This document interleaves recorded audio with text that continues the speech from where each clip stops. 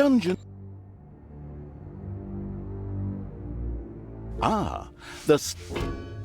Naturally, the most important resource for any evil genius was gold.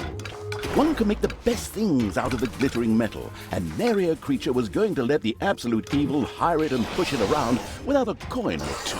Sad, I know, but that's the way the cold, hard capitalist world of evil works. Although a little gold could also be stored in the dungeon heart, the little snots, the strange name giving evil's workers, had to travel long distances to do so. It made much more sense to build a treasury nearby. The fast-learning evil immediately began doing so.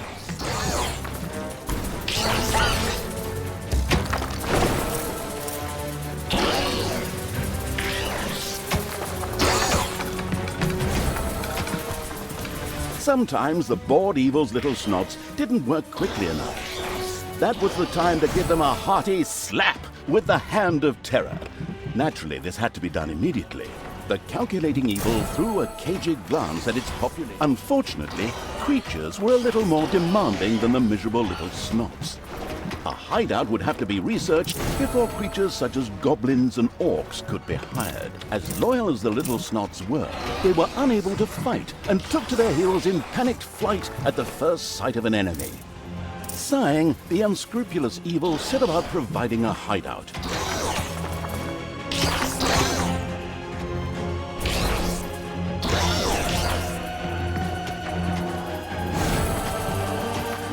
These creatures were pretty spoiled. Not only did horde creatures demand their own bunks, they also wanted something to eat. Otherwise, they would soon refuse to do any work whatsoever and go on strike. The deeply sighing evil had no other choice than to build his creatures a gobbler farm to satisfy their hunger.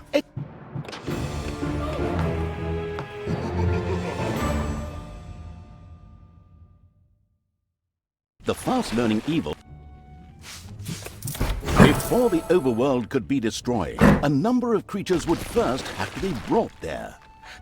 First, creatures ventured out into the overworld. The destruction-craving evil could hardly wait to transform all those unbearably rich colors into 50 shades of gray. The drooling evil did not have the omnipotence in the overworld it was used to in the dungeon. Here, it had to direct its creatures the old-fashioned way with orders.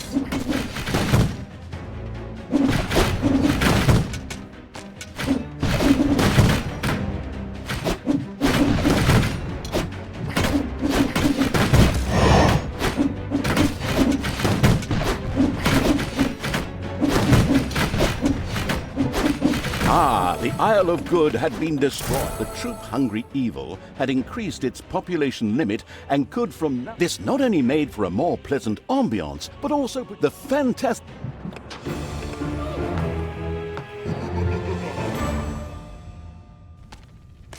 Hopefully no one has a... Toolboxes would later be needed for the brewery.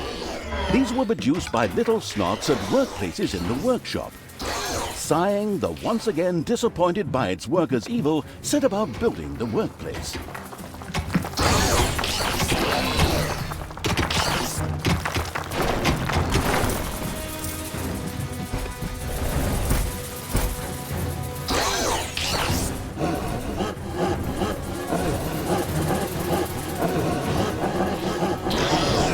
The little snots willingly set to work producing toolboxes with a stupid grin on their faces. These were needed to build the workplace in the brewery. A cast iron brewing kettle made out of toolboxes? Computer game logic. The not particularly known for its patience evil patiently waited for enough toolboxes to be available.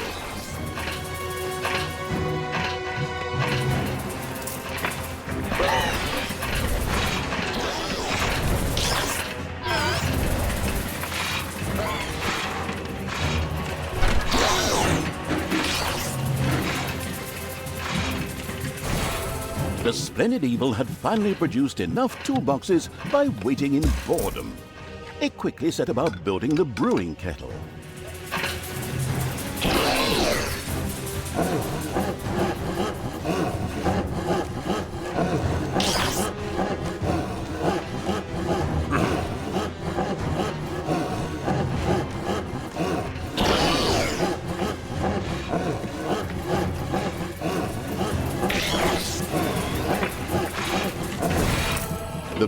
kettle stood proudly, and the diligent little snots went directly to work producing the delicious brew so that the horde creatures could soon start knocking it back.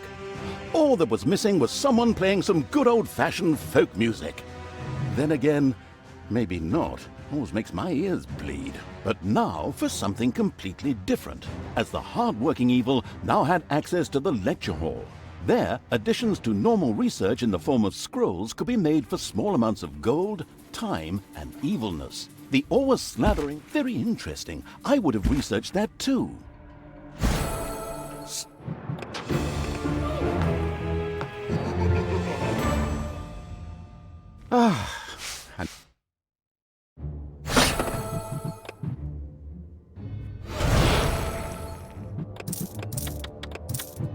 A suspicious trampling of heavy boots and clanging of armor was heard in the dungeon. Soon, the first heroes would enter the dungeon. Enemies have entered the dungeon.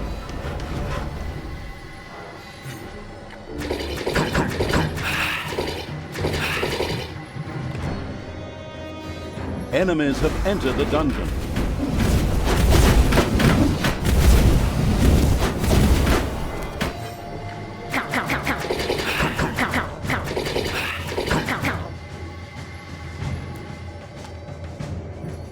There are enemies in your dungeon.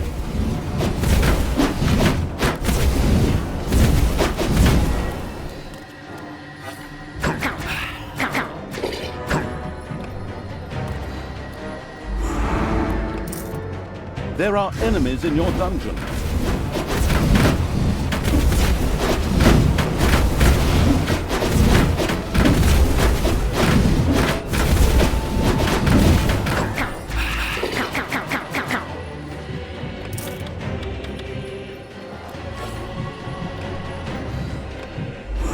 There are enemies in your dungeon.